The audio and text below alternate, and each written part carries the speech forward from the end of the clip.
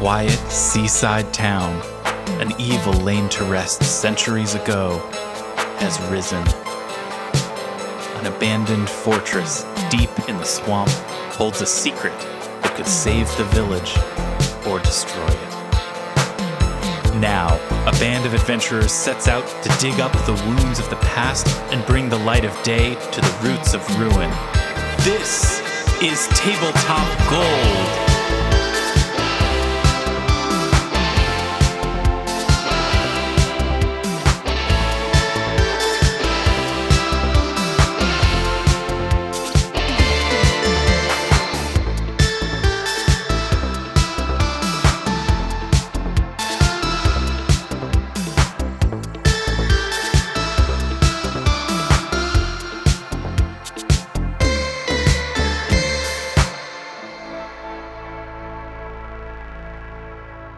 Hello, friends, and welcome to Tabletop Gold. It's another week of thrills, chills, and spills in the world of Golarion. My name is Lars Casteen. Thanks for coming and joining our show. I'm the Golden Tyrant. Joined today, as always, by David the Tin Man Chernicoff. Good that time. Robin Lange.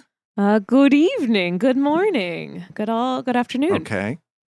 Mixed messages from Robin. Armatt Humphreys is here. Good gold time. I'm trying that out again, seeing how I like it. I kind of just Mention out. Good I like time. And Zoe Chernicoff is here. Hello, good this evening, that afternoon, tomorrow morning time.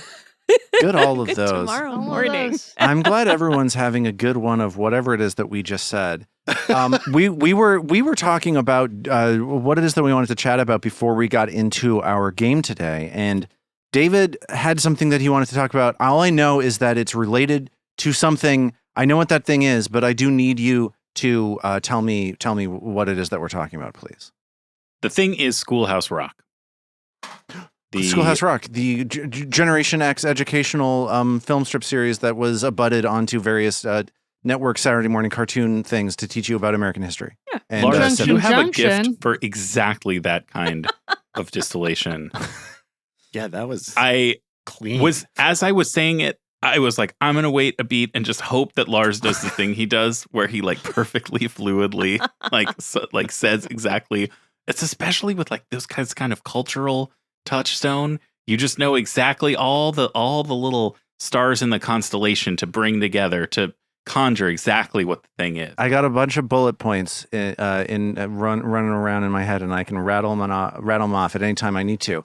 I'll tell you what I know about Schoolhouse Rock before we get to the thing about the thing. I know 3 is the magic number. That's that song where it's like 3 is the magic number. There's I'm just a bill, sitting there on Capitol Hill. There's that one. There's conjunction, junction. I don't really know how that one goes. What's your function? What's your function?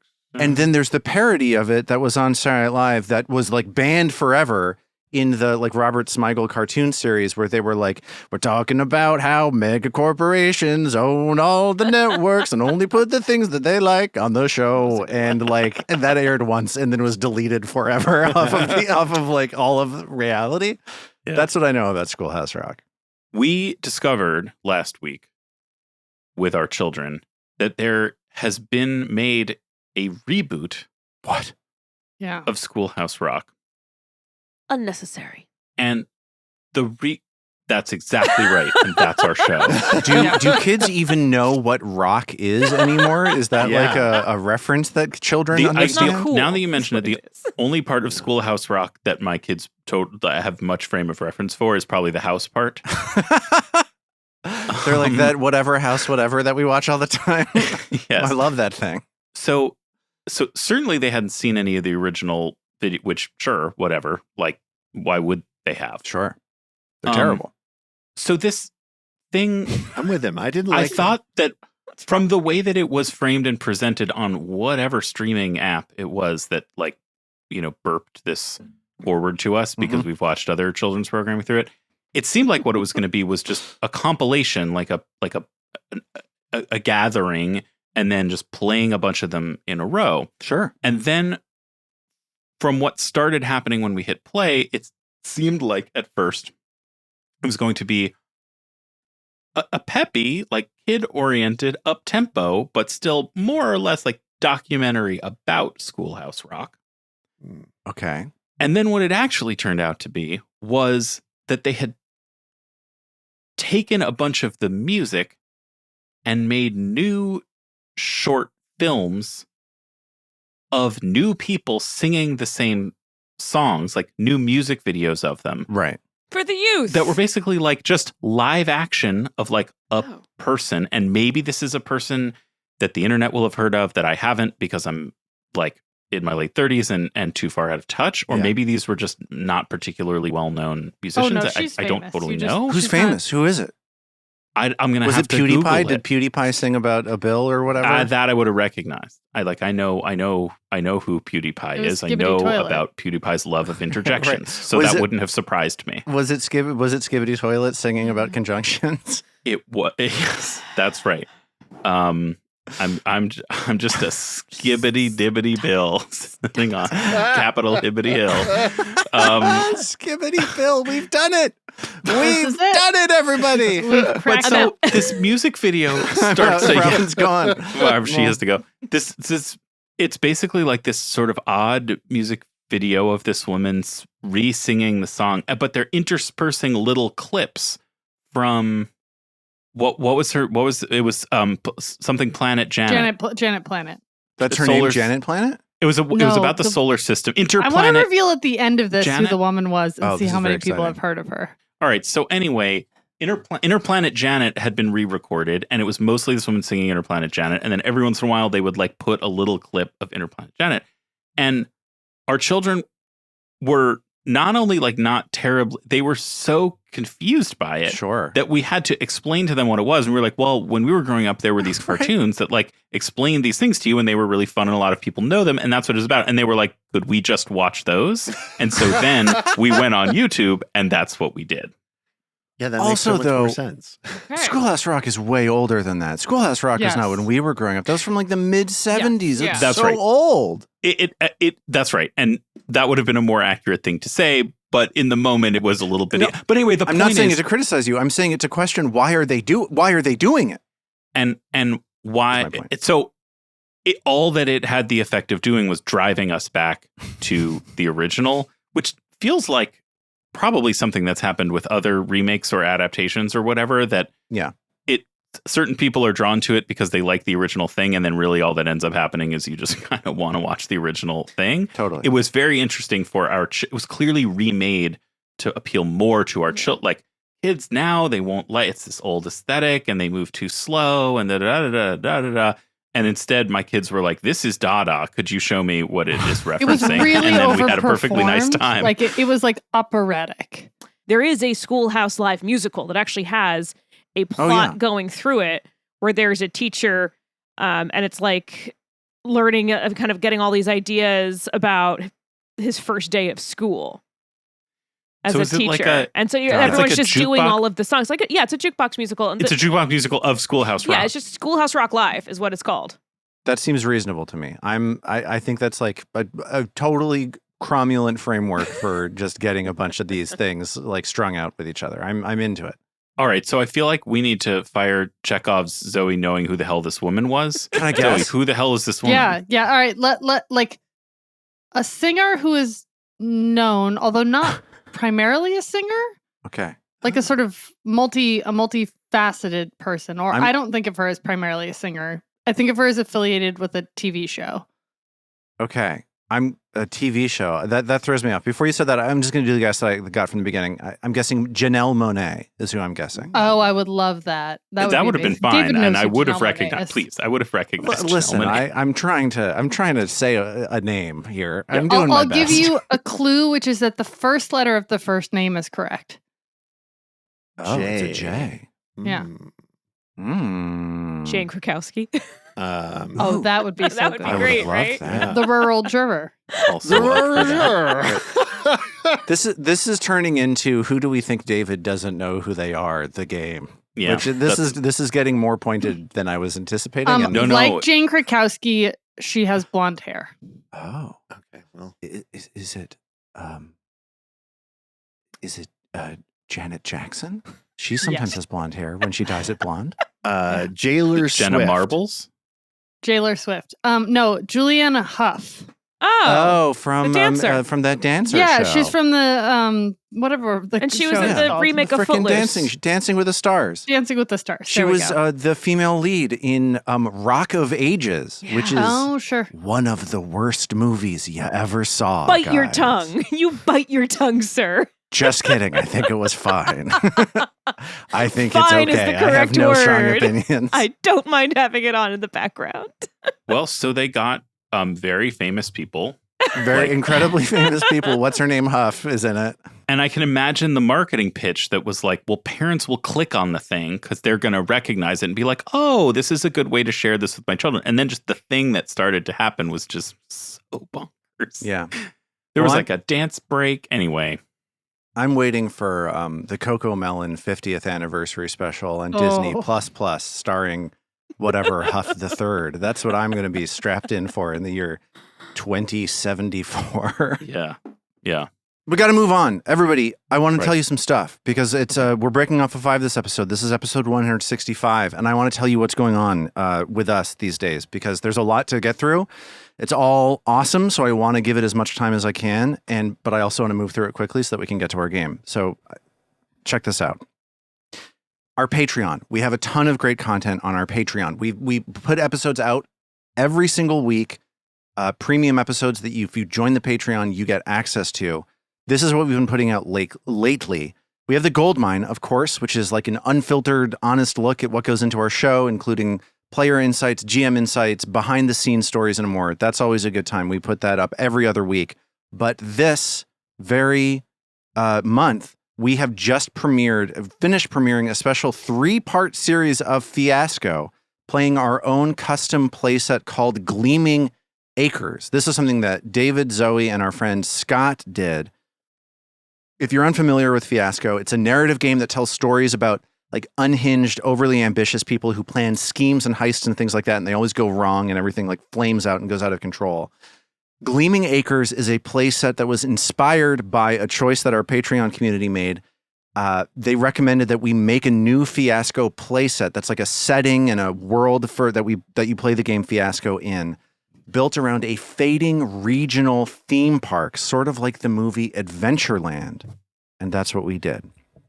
All 3 parts of this Gleaming Acres story are on our Patreon right now, and they are super fun. The 3rd part is one of my favorite things that we've ever done, and I know that you're going to love it if you watch it. It flies off the rails, literally and figuratively. It's a grand old time. I think you're going to dig it. And if you're not a Patreon member, maybe this will entice you to check it out because we've got tons of It's great worth stuff, it. including this. I think it's worth it. We should just let people know it's worth it. It's worth it. Yeah. And then the main thing that I want to talk about right now is that our show is on YouTube.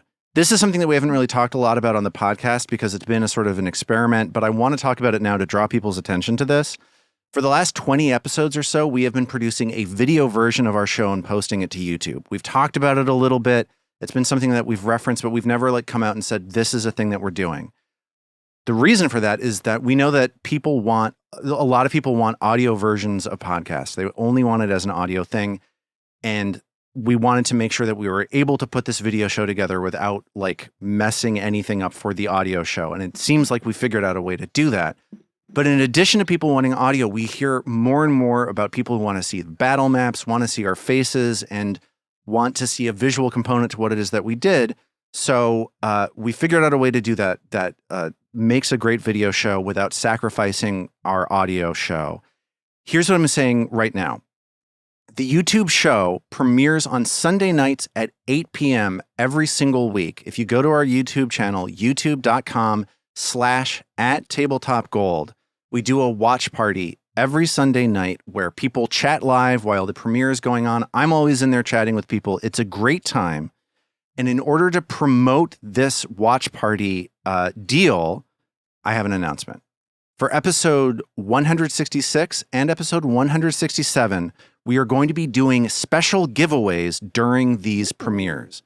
Next week, Sunday, September 15th, for the premiere of episode 166, tune in live and participate and chat with the rest of the community for a chance to win a copy of the Howl of the Wild book for Pathfinder 2nd edition, which is one of my favorite Pathfinder 2 rule books. I think it's like one of the high watermarks so far.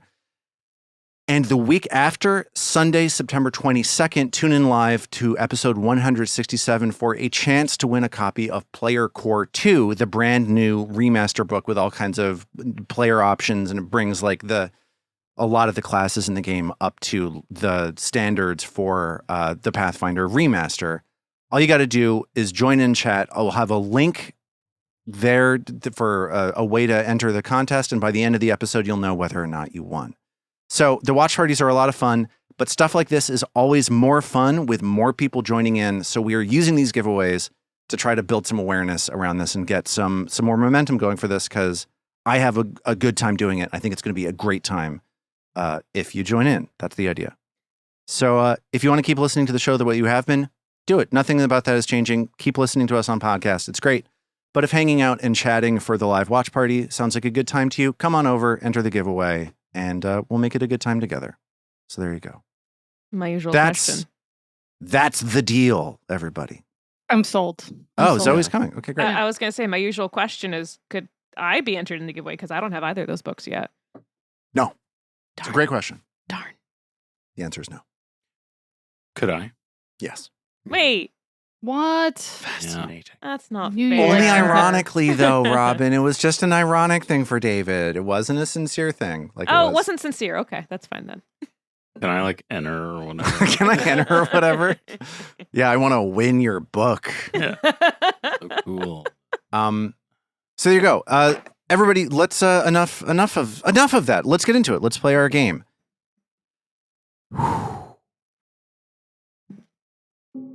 Moments ago, you struck down a gargantuan, decaying swamp beast, a froghemoth, that was lying in wait for two of the lost members of the Starwatch Squadron sent to Belcora Haravex's Abomination vaults by the nearby city of Absalom. Your mission? To find and rescue the last Starwatch squad is nearly at an end, as is your adventuring day. As you prepare to return to the town of Otari to rest and recover, there are still some challenges standing in your way. One member of the Starwatch team is still missing, the Grunt Torpor Wedge, and also your friend from the Otari Town Guard, Mark. So we're picking up, here are the last things that happen.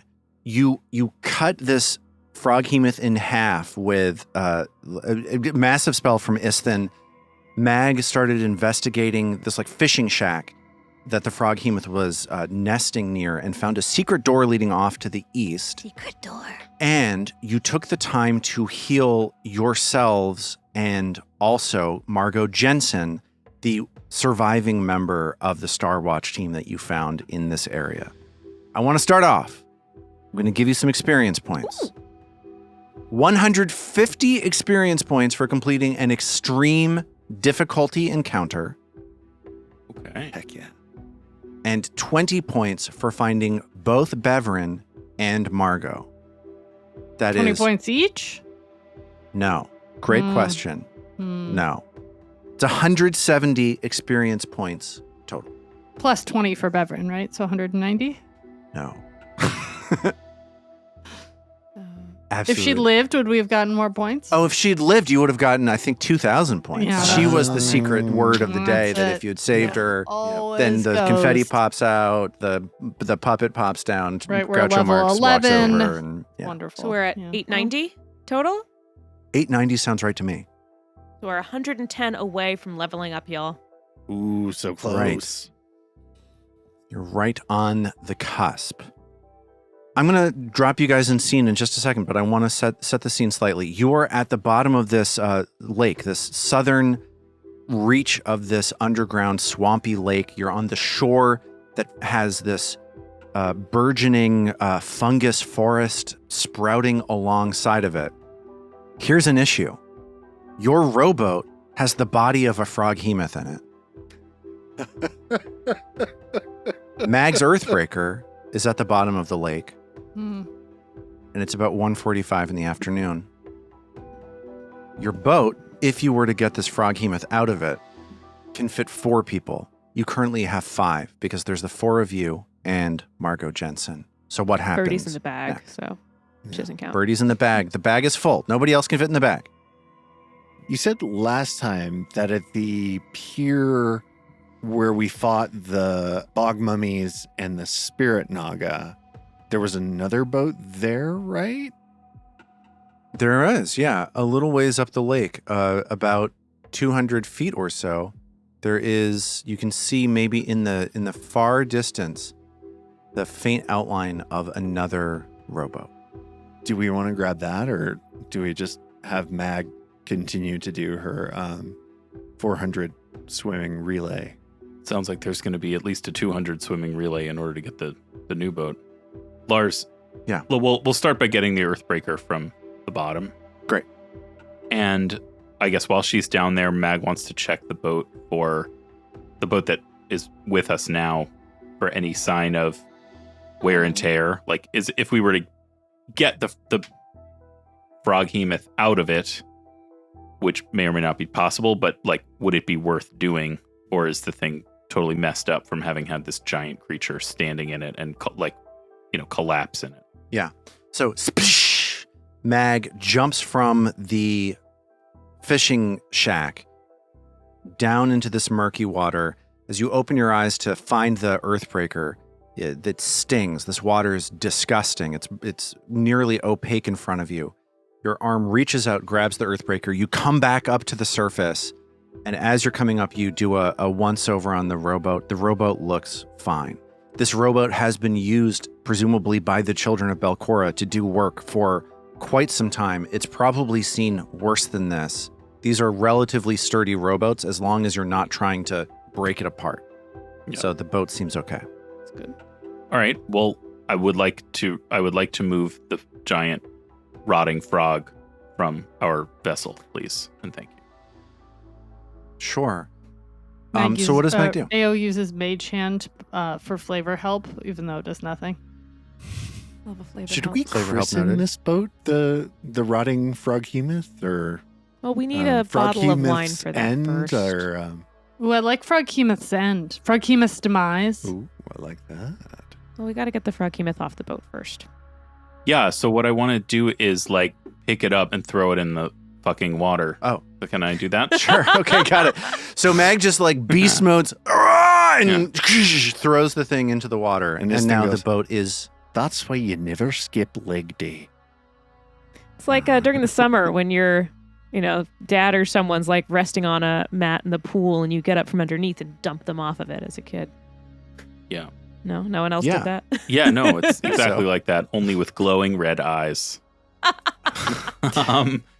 And a Mage Hand that's not doing much, but it's still participating. Mag gives the mage hand It's 5 like a hover as soon mage as she's hand. done. Gosh. Um, I had a mage hand when I was 8. I would have gotten into so much trouble. It's a good thing that we don't let kids have mage hands in this country. yeah. Mage hand licensing is doing its job happily. Get your mage hand off my lawn. All right. Skibidi mage hand. I invite everybody to join the to join. I don't like to call out episode titles in the course of the thing, but I'm just gonna throw it out there. I think that's an all right contender. I support this. So Mag throws her grappling hook onto the front edge. She ties it to her waist, and she's just gonna swim the group up the way to the next dock, to the next boat. And Margot Jensen, she, just to refresh your memory, her eyes are like clouded over. She's wheezing and coughing. She's sick with whatever it is that's in the water here. And she turns to Trill and says, "So should I go this way?" And Mag calls back over her shoulder, "You should stick to the plan. Follow instructions this time." Yeah, I would do what Max says. This goes completely over Margot's head. There's definitely a moment when Margot would be able to understand the significance of the comment being thrown at her right now, but she's just sort of like and settles down in the rowboat as Mag starts to pull the group forwards. About 200 feet up, there is another rowboat tied up here on the northern side of the dock. So Mag hops up into the second rowboat. I think it makes sense to have two rowers, so probably Mag and Isthan. Sounds good. And Cool. the bag of holdings with you still? Yeah. We could take Birdie out in case we need to put someone else in the Oh, okay, bag. I yeah. don't know Keep why Margot that keep would be, Margot with but- Isthan and Ao then, so that Mag doesn't. Yeah. Trill helps Birdie get out of the bag. Yeah. Is Birdie awake enough to come out of the bag, Lars? Yeah, she looks up at you. She at this point looks better off than Margot. She's very badly drained, but she is not she's not sick the way that Margot is. She was afflicted by these bodaks, but not does not currently have like swamp sickness running through her. And how does she veins. react when she sees Margot? She says, "Oh, thank God! Thank." She would say, "Thank." What's the god that she worships? The big deer. What's that guy's name? Erastil. She would say. Thank her, Rastal. She would say, "Thank Erastil, Captain Jensen." And she looks excited for a second, tries to lift her arms, and sort of collapses back down into a sitting position. She says, I guess Bevrin didn't make it then. No, Bevrin died a hero. I'm not sure that's exactly how I feel about this whole thing, but thanks. So you push off in your rowboats. These two rowboats gently and silently gliding down this lake past the caves and up into the larger, wider portion of the lake. You see the docks there where you first encountered the scene where the Star Watch crew faced the ghost of Belcora Haravex and got thrown in all kinds of different directions. But you pull your two rowboats there, and it sounds like this group is returning home to Otari. Yeah. Is there any change to this area since we have been there this morning? Any sign anyone's been through? Any sign that the large creatures in these cages have been tended to, or I don't know, anything else that might be different? Mag peers out into the distance, the light of Trill's light spells and your wayfinder shining into the mists in front of you as they sort of roll across the surface of the swamp. You see the skeletal hulk that is in one of these cages to the near southeast, continuing to vacantly ting ting ting ting ting ting ting ting ting ting ting ting ting trail its bones across the hollow bars of the cage that it is trapped within. It seems like this scene is as you have left it. There's a lot of life in the swamp, but it moves at a steady pace. It doesn't seem as though there's any intelligent forces working to change the layout here, and nature has not progressed so quickly that it's changed. It's the same as you saw it earlier. Well, yeah, we're headed back to town. And I guess, are we burying the body? We haven't been. Did we get the body of Bevrin Drelfo? Yeah, out of the frog hemoth? Have we been burying her along this whole time as well, or maybe I guess we didn't do that? All right. Not that I have Okay. heard. I feel like that's something we would have done. Maybe that's what would Yeah, have can happened. we with it. retcon that? Yeah. Can Mag swim back and I get it? mean, it would have been a whole thing. Yeah. The problem Yeah, is it would have been a whole Don't have enough boat capacity. goose and fox and oat thing with the amount of space in the boat. I'm going to do a flat check because I'm mad. You roll an 11 or higher, you brought Bevrin. You went back and you got her. If you didn't, then you deal with it later. Who's doing that flat check? Thanks. Okay, you rolled a 15 on your flat check. Yay. Looks like you thought to bring the body of Bevrin. It was We're just so assumed that it would thoughtful. happen. We need to say things. I guess that one could go in the Okay. bag of holding because we don't have to keep it Yeah, alive. Beverin's dead Poor body. Beverance in the bag. Oh, Under C Do you for file corpse. that under D for dead or B for body? Dial M for morgue. So yes, we are heading back to town with 3 members of the Star Watch party that we have recovered, two alive but ailing, and 1 to be given a proper burial. Okay. So as you head out of the dungeon, you take the time to consider what it is that you have accomplished today. You fought a group of childlike bog mummies called the Children of Belcora, who were playing an endless board game. You interrogated a delusional bog mummy named Gorsalthith and learned more about the Children of Belcora and the Calignes living on the eastern side of this floor. You found the Star Watch medic Birdie Graham and rescued her from a group of mind-fried undead called Bodax. You survived an onslaught from the blood-sucking leeches living in the swamp. You fought a predatory wraith on a decaying dock. You fended off an ambush in a mud-filled room by tricking a group of the Children of Belcora to attack your bedroll. You defeated the Naga that Belcora Harovex herself put in charge of the bog mummies on this floor. You finally found Bevern Dralfo, the Star Watch magic user, and Margot Jensen, the Star Watch captain, pinned down by a lurking beast known as a Froghemoth. And finally, you managed to defeat the Froghemoth and save Captain Jensen. But Bevern fell in combat. And you continue up through the rickety elevator as this elevator apparatus that leads 100 feet up into the air ferries the 7 of you, is that what we're talking about? 6 of you, 7 of you, up, and you begin the slow work of tending to the weak, tending to the sick, and carrying the bodies of the fallen up out of the dungeon, through the swamp, into the woods, and finally down the hill into the town of Otari. It's been a while. I feel like it's been a while since we got to go hang out in town. Yeah, it hasn't been that long in game and in world time.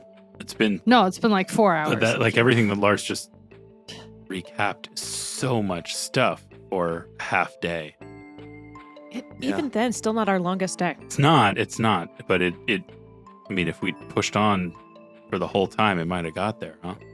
Yeah, this whole drained thing is a real Yeah. bummer. Let's get rid of that. I'd love Well, let's to. talk about that. 2 of you are drained. Trill is drained too, and I think so is Ao. Is that right? I'm either 1 or 2. I'm drained. I'm a little drained. I would love to use Sound Body because we've got that scroll, and I think we can get more scrolls. They aren't cheap, but we did find a decent amount of money. On that note, I think Istin will pipe up and say, by the way, Mag and Ao, speaking of spells, I had a thought about what I owe you since I lost that bet. I thought if you like, I'd try and learn a spell for each of you and then could cast it on you whenever you wanted. Wow, that's pretty generous. Like an attack spell? Just because you lost that bet, like, God, that bet, it felt like it was so long ago. I can't believe it was only this morning. I know, right? It was like 3 hours ago. I haven't been able but to we've stop had a thinking lot about it. in 3 months those ago. 3 hours. This was the bet when you were rescuing Birdie from the Bodax, where the question is which one, either Istin or Ao, is able to dispatch more of these Bodax in this rescue mission. Yeah. And then I I believe, think Mag and then won. I believe the winner And was then Mag won, Mag. Yeah, Yeah, which honestly should have seen that coming. That Yeah. that makes a Yeah. lot of sense. She does a lot of Yeah, damage. That you should Mag. bet against her scaring things, not against her smushing. That makes sense. That Um, makes sense. But yeah, any arcane spell I think of level 4 or lower currently Isthing can learn. So if you take a look at the list and Sure will. want him to learn one, I thought that'd be kind of a fun thing. That's very cool. Let's catch up on that next time then. Yeah. Let's retcon what the result of this conversation is. We gotta sleep Sounds on that. good. Okay, so it's about, let's see, it probably took you a long time to move all of those bodies through. So let's say it's around 3 o'clock in the afternoon by the Question. time. Yes, please. So I forgot. So we can get the scroll. Yeah. Would it be cheaper or I'm just trying to figure out what's the best use of time and resources. Because we haven't gone to I'm looking at the map and I'm seeing the Stone Ring Pond. Yeah. And that I'd forgotten that the druids also do spell casting. As does, I think there's some at the Dawnflower Library. Would that be a faster application of getting rid of Drained? Going to either of those places? It's an interesting question that requires me to know what the level of the various spellcasters are at those places. Which of course you have Which, of top course, of mind. I have You're top of your not head, of stalling course. right now. Yes. Or are we high enough Stalling? now that... Zoe, you would say that I'm stalling I said right you're now? not stalling. Let the record reflect. I think it's frankly irresponsible for you to even begin to allege for a moment that something like that could possibly be happening. Yeah, because How we could are we high even enough dare? leveled now that it might be easier for Trill and Ao to cast the spells themselves from the scroll. I think that's where we are. I think Okay. that essentially you can get scrolls of up to level 10, a 5th rank here, right? Like that's a thing that is good about this town, is that it outfits adventurers all the time because there's so much, like this is such a staging ground for adventurers around the region.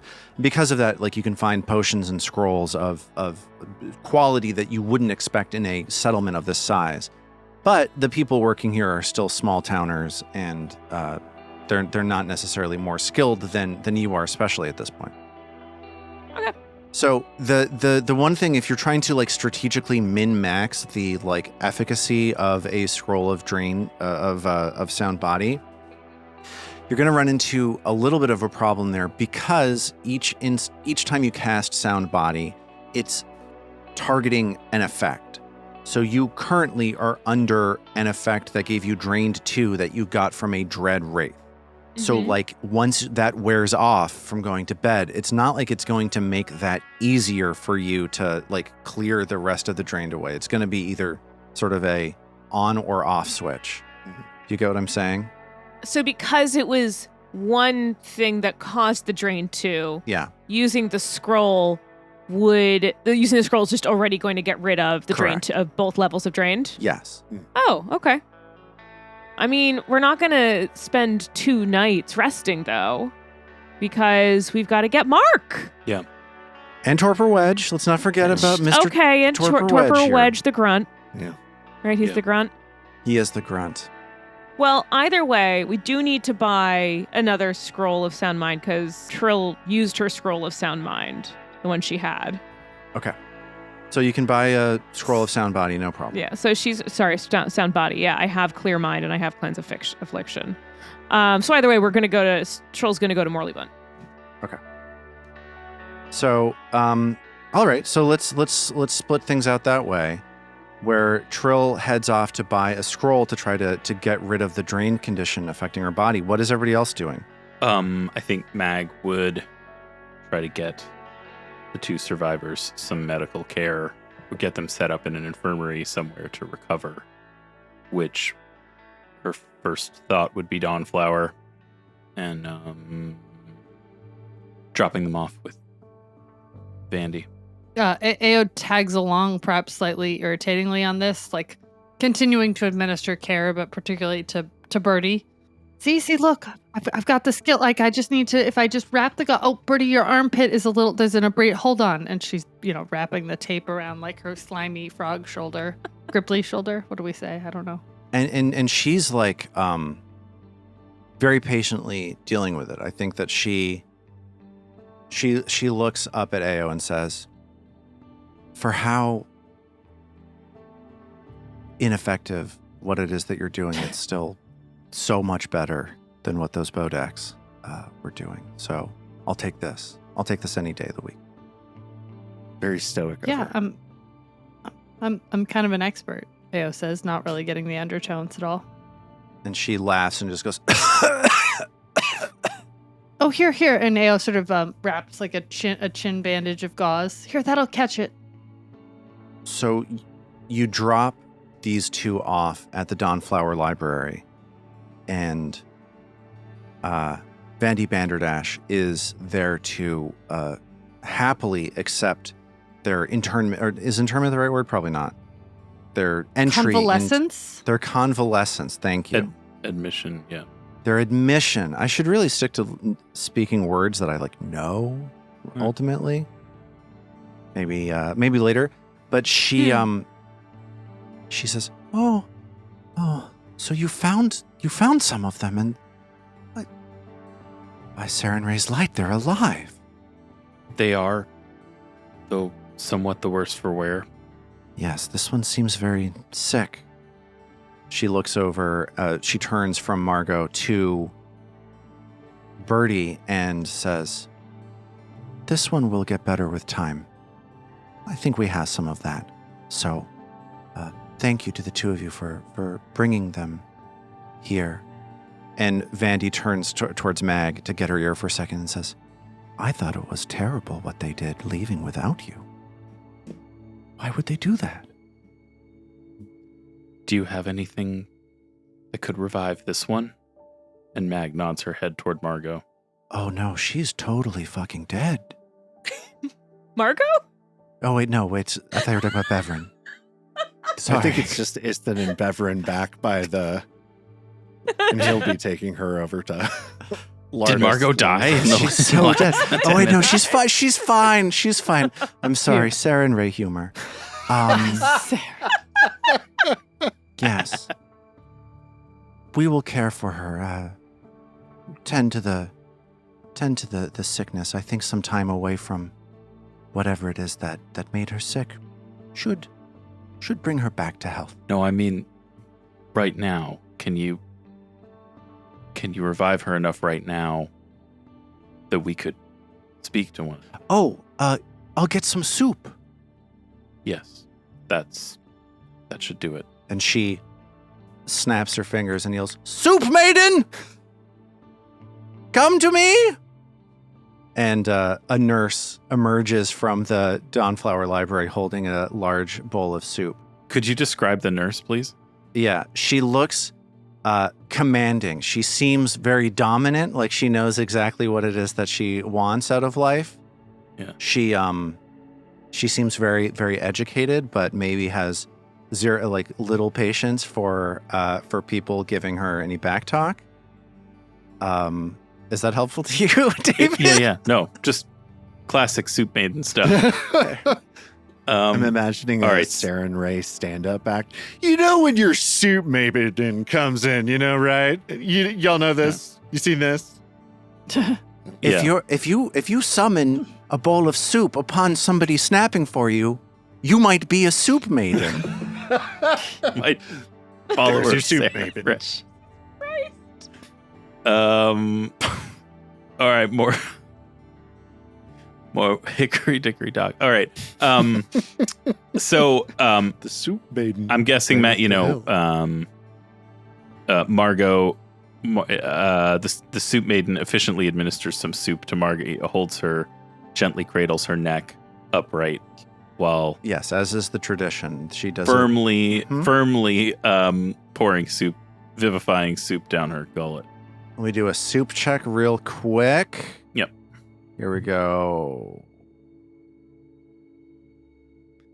Interesting, a tweener. Give it to her.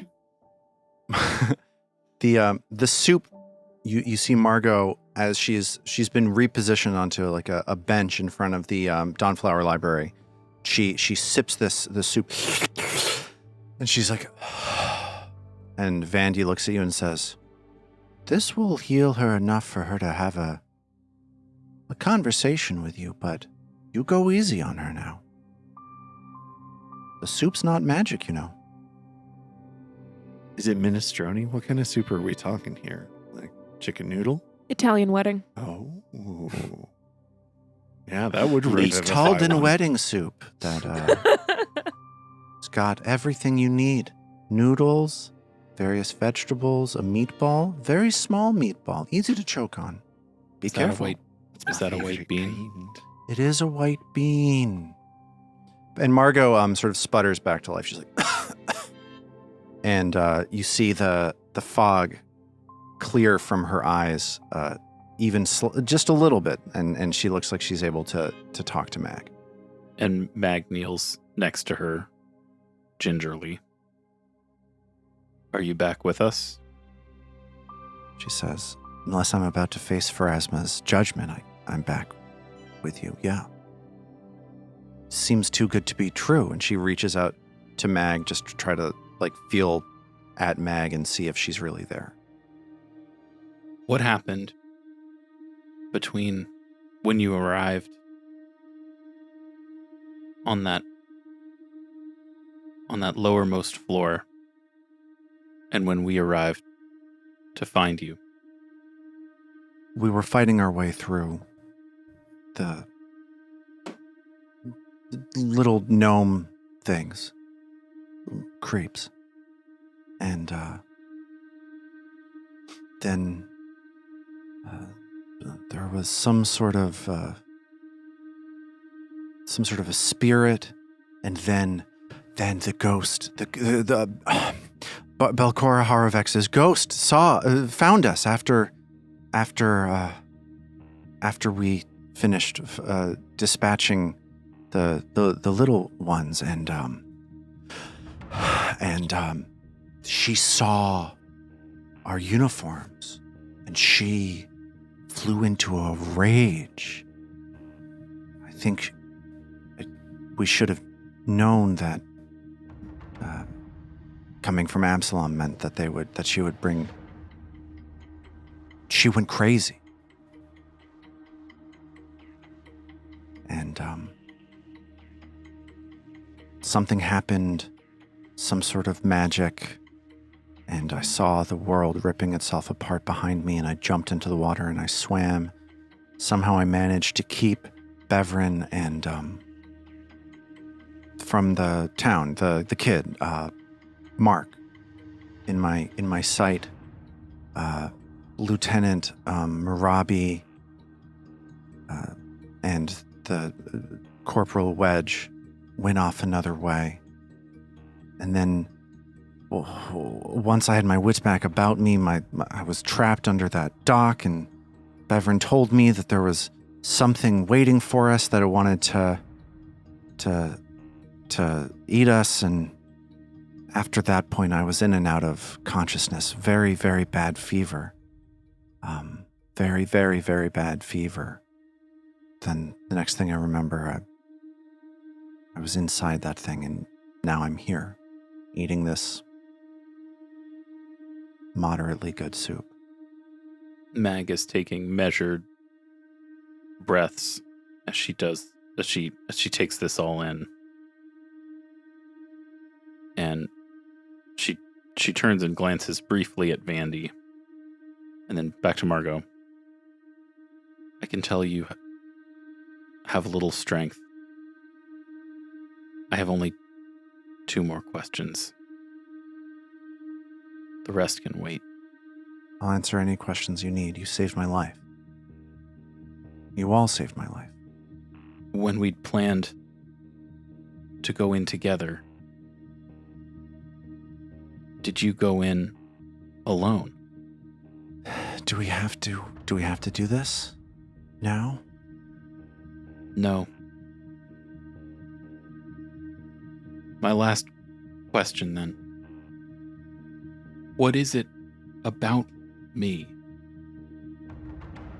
that makes you not believe me? When I tell you there's mortal danger, and you seem to hear You say you hear. You say... You say you've made a plan to consider what I have told you. And then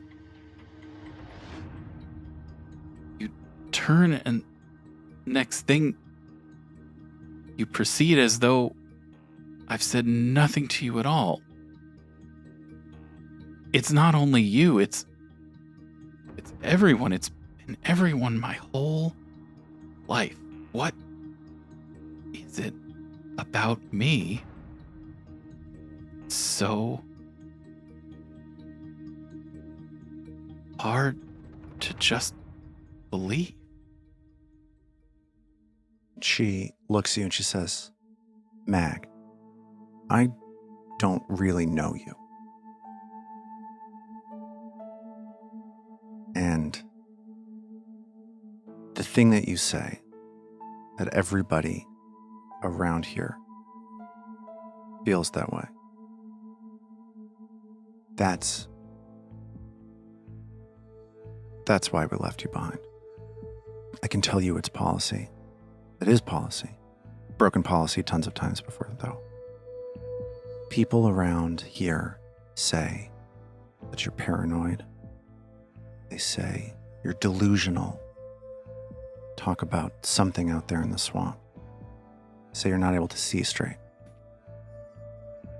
It's not just you, though.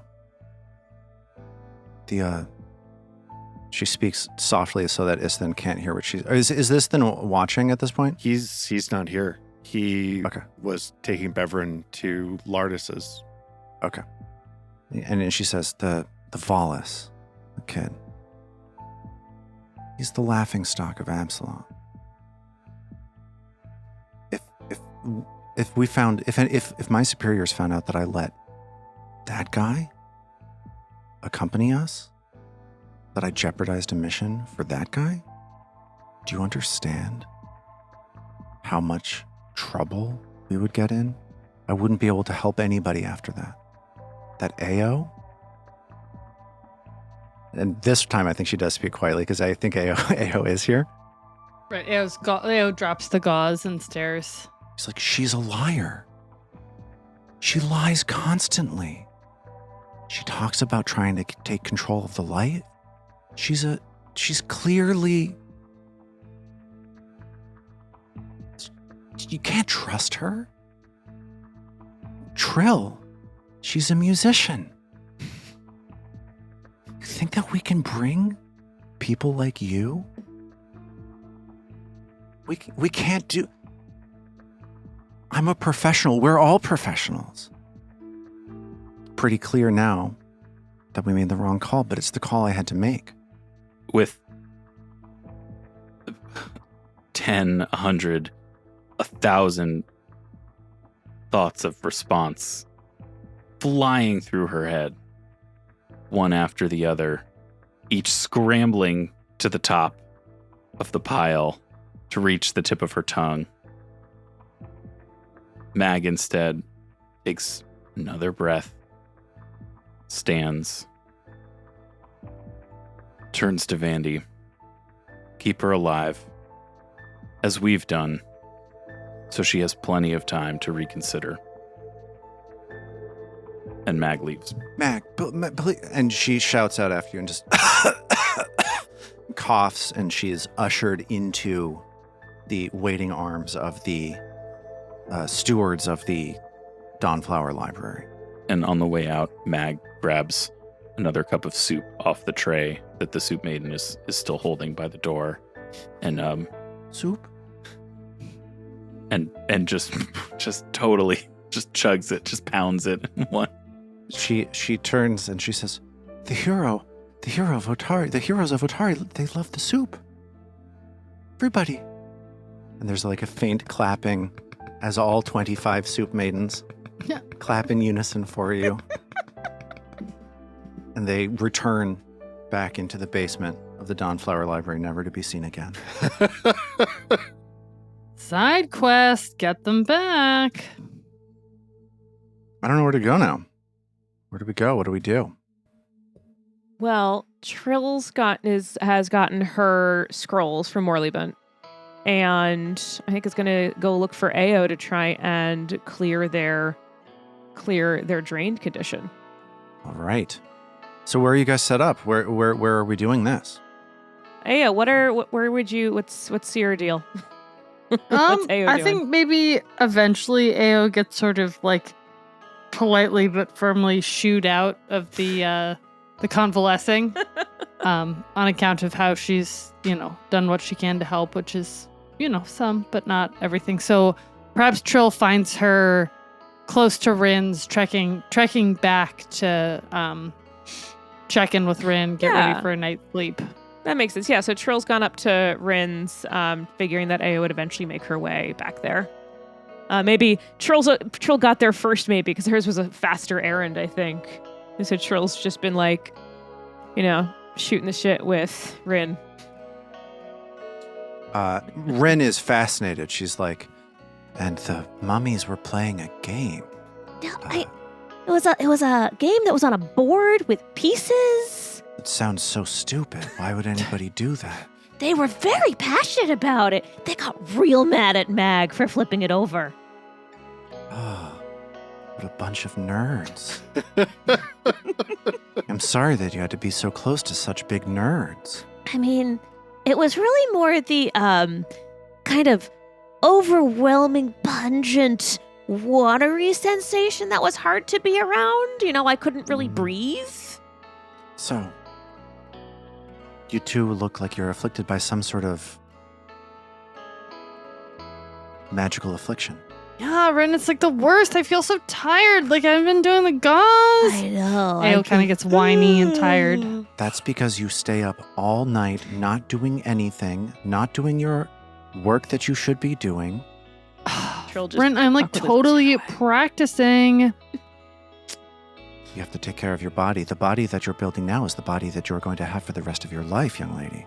Bodies are an illusion, Rin. How many times do I have to tell you the corporeal form is but an aberration for our greater selves? Are the dishes that you're not doing an illusion?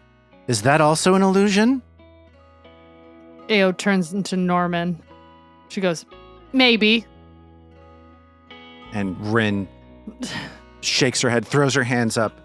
She's like, I can't. Goodbye. And she disappears into the tent. Trill's been awkwardly fiddling with the scrolls this whole time, trying to look anywhere but at Rin and Ao. Across town, Mag suddenly shivers, but she doesn't really know why. In another dimension, Armat suddenly looks nervously at his sink and worries. How does she know? So Trill kind of hands one of the scrolls to Ao. So should we each cast it on each other, on ourselves? How do you want to do this?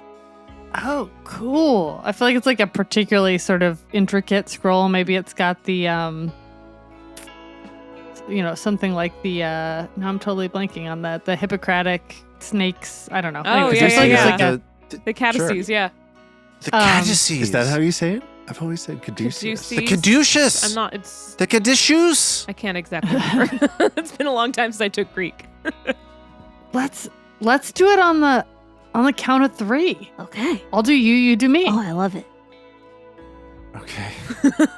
What if we're either Stressing both going to be Lars happy out. or one of us is going to be mad or both of us is going to be mad? It's great. Probably we'll both be mad, but then we can be mad at each other, not ourselves. Being mad at yourself is the worst, you know? I try not to think about that too much. That's what my music's for. Okay. So the DC that you want to hit for this is a 28, Oh, and that's it is a high. counteract level of 5.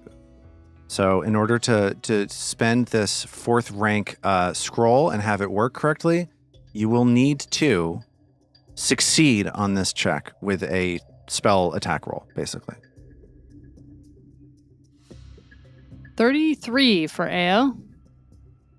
You're targeting Trill with... That's right.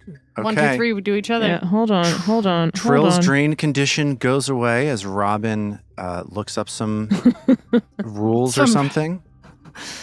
I was trying to see if there's any hero point card that could bring Trill up one single point there. So what'd you roll? Because I rolled a 27. Just missed it. Just missed it. And I think let's use it. I don't have to go spend another 70 gold. So I think Trill's going to I think I'm gonna hero point that. Can I hero point that? Okay. Wow. Okay. Let's Ao looks just as drained for a split second as Trill channels the power, digs deeper, tries to get this counteract going. Yes! Hero point actually did it. I rerolled for a 34. Okay. Yeah. Both of you feel fit as a fiddle as these two scrolls go whoosh, burn into the air, fingers of flame tearing the scroll apart as the two of you are now right as rain. Trill leaps up and tries to high five Ao. Or I guess it's Norman at this. Has Ao turned back from Norman? Yeah, I think she did. I think that Norman was like a real, like, you know, when your teenager gets like super, none of us know this, none of us have teenagers, but we can imagine we were teenagers, like super eye-rolly and petulant. Norman was like a 90-second lapse, and then she sort of unusually slowly faded back into herself. That was kind of cool. Tandem spells. Yeah. Thanks for, and she kind of like stretches, helping me out. Yeah. Thanks. I feel so much better now. I actually feel ready to go back down in there. I don't know about you, but I'm ready to go hide some dishes so I don't have to watch them. I can help you with that. I'm really good at hiding things and finding things that are hidden. And she leans over into the dirt and sort of in a very canine way digs a hole, and she's like, "Great, we'll just put them in here." And Trill like sneakily goes and grabs some dishes. You hear a shout from inside the tent. You're not burying my dishes, are you? Of course not! No!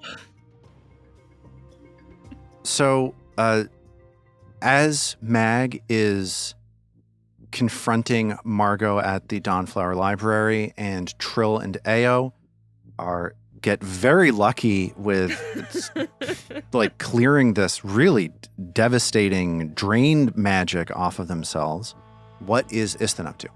I guess he's probably picked up Beverin Drelfo's body and is going to bring it over to the Atari garrison to leave it there for the Star Watch to figure out, what the burial is going to be. So Lardis Longsaddle comes out, and as he sees you bringing the body of Beverin Drelfo, and he's shaking his head, he's like, "Looks like another one. Got it good, didn't they? This one looks like it's been in a fight too." She was. It's too bad we weren't able to save her, unfortunately. And he'll lay Beverin down on I imagine a stretcher or something. Yeah, Longsaddle has gotten like a couple of the town guard out, and they've got a stretcher set up for you. He says, "Tell you, after what those folks did to you guys, I'm not sure I would have been big enough to so dutifully chase after them." You get what I'm saying? Right, I get that. I do, but that's the job, you know? You don't do it because it's easy. You do it because it's good work. I Right. suppose so. So, what does that mean? How many more of these city slickers you gotta find down there? I think just one. The Grunt, Torpor, Wedge, and Mark. What the hell kind of a name is Torpor Wedge? I don't know. Maybe he walks slow. I never really fully... Is it a nickname? Is it Maybe it's like one of those ironic nicknames, like he's talking all the time, really energetic. right. When you call like a very large gentleman tiny. Damn, I should try that sometime. That's hilarious. It's a good joke, right? It's a bit that never gets old, I know. I used to actually work with a guy named Tiny, and he was truly enormous. The strange thing was, though, he was a gnome. So he was the biggest gnome you've ever seen. I mean, this gnome was 4'7". It was a giant gnome. Enormous. Damn. Still not really all that big, though, like all told. Well, right. No, of course you're adjusting for human and elf heights, and let's not even get into colos, right? But I'm just saying, if I saw somebody who was 4'7" and I saw somebody calling them tiny, I wouldn't know that it was an ironic nickname. well, right. But he was built. I mean, if you were to abstract our strength skills, like our physical strength, into some sort of numerical system to determine how strong we are in relationship to the world around us, say on a I've base heard of of people like doing such a thing. 5 percentile chance. I mean, this Sure. was an 18, is what I'm trying to say. He was extremely strong. I mean, he could lift me. He did military presses over his head with me. It was remarkable. We could use more of people like that around here. This town would be a lot No, safer. I mean, if we he's had him. highly in demand. He's really good. You can't just get him. You have to book him 3 or 4 months in advance. I mean, people know Tiny Gnome Blender. That's his name. It's a strange last name. I didn't really get the story behind it, but I'm sorry, is that Gnome Lender or Gnome Blender? Gnome Blender. Yeah, it's a bit obscure to me. I don't think it. I once went to the Foray Logos to try and do some research on Gnome Blender as a name, and as far back as I could go, there was a Talden line of gnomes that were Gnome Slender, and that sort of makes more Different. sense for a gnome, because they're very trim seem like people. it's the I mean, same, I though. don't mean to generalize. That's not cool by any stretch of the imagination, but I Taldens, I can imagine they're a All very right, kid. sociable people. So, oh, right. Yeah. No, you've got things to do. I understand. the last thing I want to do, I know you haven't found Mark because you haven't come through here. Right. Have you got any leads on where that kid might be? We don't know, to be honest. And, All right. But we're hopeful. All right. We'll Okay. find him in the remaining. I just miss him. Miss that guy. I've heard from just catching things here and there between the others. They really are very fond of Mark, is my understanding. So we're gonna, All right. do our Okay. best. Yep. Yep. And Istin claps him on the back manfully, yes, these are Okay. feelings, and Mm-hmm. we're remaining strong against them in our unity against, Against crying, apparently. expressing said feelings. Yeah. All right. I'll take care of this one. You go out there and take care of yourself. Great. Thank you. I hope you do too. All right. And Istin will wander off to back to Haplow's place. Armat, your mind is a beautiful, strange, brilliant Beautiful. place. Beautiful place. Thank you for that. I did not expect to be going into Talden gnome history lineages, but No, but you did. We when you just open that door blessed. for me, I'm gonna walk down that lane. We haven't really let this thing go like that. Usually we cut you off and you just went Usually for the with it. best. No. That's my favorite thing about this is if this were a TV show, if this were a scripted TV show, the writers would write up to the point where the cutoff happens. But this is a genuine cutoff that you see. Armat could keep going. Yes. The we just material have to- extends Yeah. far beyond the infinitely. cutoff point basically every single time. Yeah.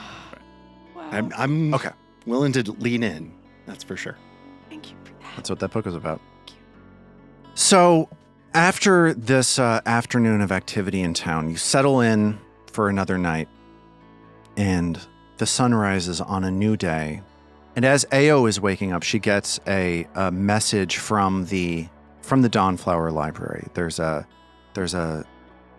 priestess of Sarenrae that finds her way to Rin's Wonders, and says to Ao, there's a request to speak with you from the medic, the Starwatch medic, the Gripply. She's interested in speaking with you.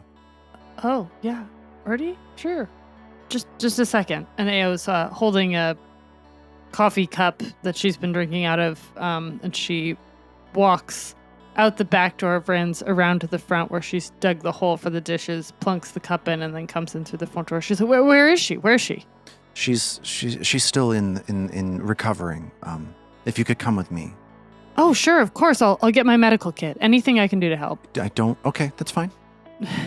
Good. Thank you. And Ao quickly hustles after. Okay. You're ushered in to the beds at the Dawnflower Library. Maybe you see Mag preparing for the day as she is also lodging there. You go past the dormitory into a lower level where there are a number of beds, and you see Birdie Graham there. She looks at you and she says, "Oh, Ao, I'm so glad. I didn't realize you would be getting here so soon. Thank you so much." Oh, well, she said to come. Anything you need, Birdie. Is it more gauze? Do you need more air? No, I just wanted to talk to you for a moment, if I could. I think that they're taking good care of me. I feel like I'm getting better every day. See that she's now drained 3. The gauze takes a while to work. Yeah, that's right. The gauze works in mysterious ways. It does. By the time you find her, she's like writing in a journal. She folds the journal up and puts it down, and she says, "I just wanted to say thank you for helping me. I was sure that I would die. I mean, there were times when I was hoping I would die. And without your help, who knows what would have happened. I mean, without your help, I know exactly what would have happened. I don't even want to think about it.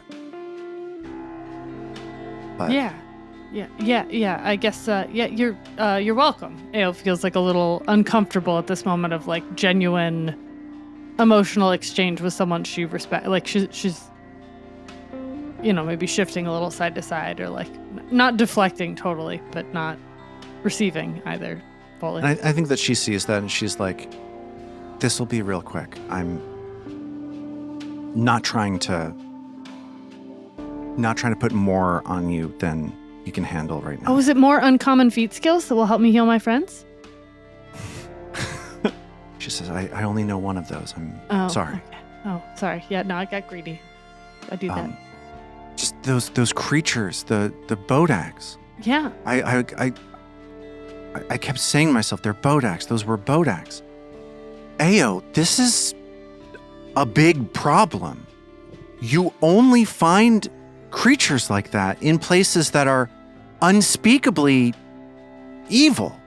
Their minds have been blown apart by something bigger and more evil than they can handle, than any living creature can handle, any undead creature can handle. What? Something evil? Something that? What do you think it could be?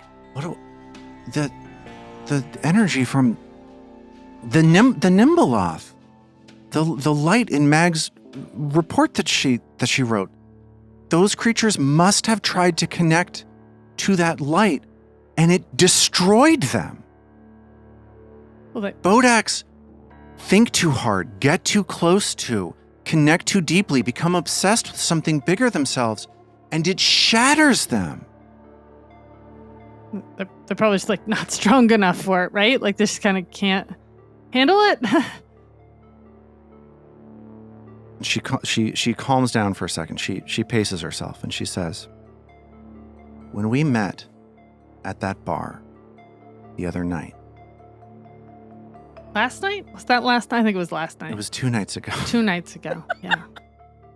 I thought you seemed really nice. You seemed like a good kid, just in a different. But I know what it's like to be different from other people. I know what it's like to not be listened to. I don't have the right words for what it is I'm trying to say. But I feel like I understand something that you're going through, and the thing that you said that has been going through my head nonstop since those Bodax started coming after me. I can't shake it. I don't want to tell you what to do. I've had plenty of people try to tell me what to do my whole life. So I'm not trying to do that right now. But I want you to know that this is coming from my own experience. Maybe it's not fair to you because it's something that I was thinking about in a bad moment. Maybe I'm just thinking about this because of what was happening to me, what those Bodaks, the way that those Bodaks were playing with me. But you said that you wanted to control the light. And I think that what happened to those Bodaks is that they got too close to that light. And whatever it is that made them feel different, or whatever it is that we're calling it, it was pulled away from them. And all that was left was a husk. Whatever's left on the outside, that's the only thing that those Bodaks were at that point. And I don't know. It would make me sad if that happened to you. It was sort of like taking this pretty seriously, but like kind of trying to think her way around the problem, which is a pretty big and scary problem. And she's been fidgeting with her left paw back and forth, kind of twirling something between her fingers. And as Birdie finishes, she looks down in her palm, and it's Fraum who she's got out because she feels kind of safe, and sort of rubbing in between her fingers makes her it's like a comfort activity. And she levitates him very lightly, with a little, I guess, a very tiny bit of foxfire, but it's not going to hurt him because he's a tooth. And she's like, well, but Birdie, light is light. Right? She nods to herself. She says, okay. Light is light. It was sort of as like, well, I'll be back. I'll check on you. You're tired. You should rest. And sort of nervously backs out of the room. Ao marches off towards Crook's Nook, hoping to find the rest of the crew so that they can get back to the lighthouse, to Gauntlet. And it's fairly unclear what she's taken from Birdie's message, but it seems to have motivated her deeply. And as the four of you reconvene for another day, we'll pick up from there next time.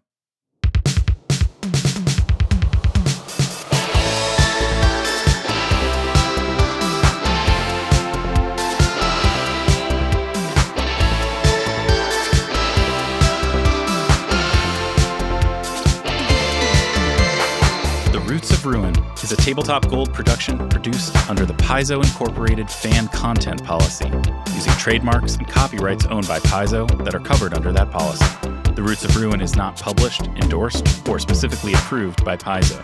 For more information about Paizo Inc. and Paizo products, visit paizo.com.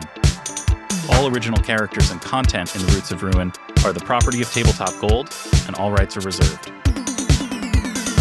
We at Tabletop Gold would love to hear from you. Visit our website, tabletopgold.com, to learn more about us and our shows, join the Golden Horde to get access to more shows, pick up great merch, and connect to the best online community in all of podcasting. Thanks for listening.